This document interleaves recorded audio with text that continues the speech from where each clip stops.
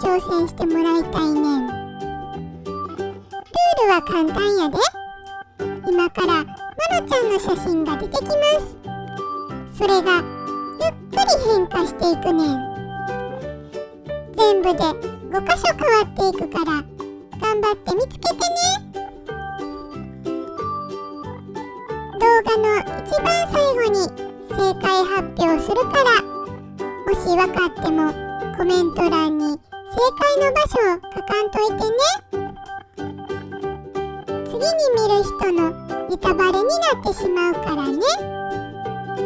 それじゃあスタート。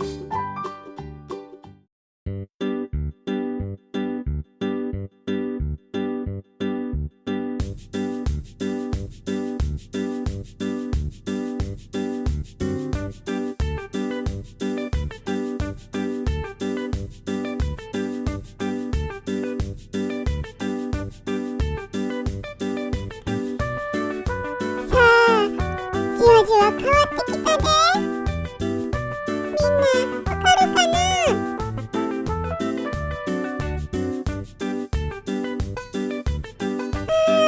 もうめっちゃ変わってるで。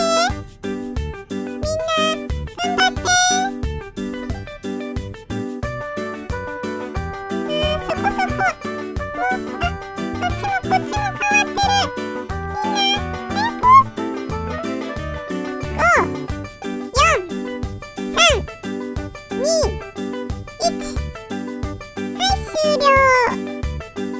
変化しました。どうやった？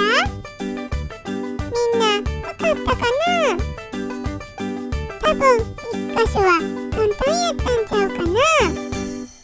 次は難易度を下げてもう少しわかりやすく変化させていくから、もう一回チャレンジしてみてね。よーいスタート。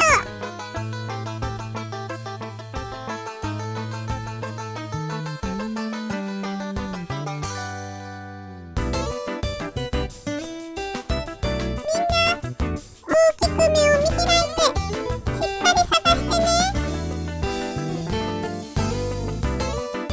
どんどん変化してるで。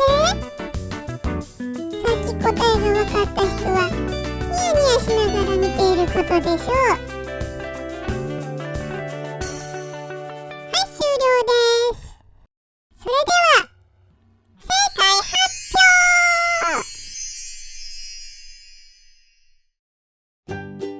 正解はまろちゃんの肉球の毛が伸びる。手首の肉球の色が変わった。まろちゃんの目にかかってたひげがなくなった。後ろのクッションの色が変わった。左下のまろみの文字が消えたです。どうやった？手首の肉球の色はすぐに分かったんちゃうかな。この動画が面白かったら高評価やチャンネル登録、コメントも気軽に入れてね。それではまた次の動画でお会いしましょう。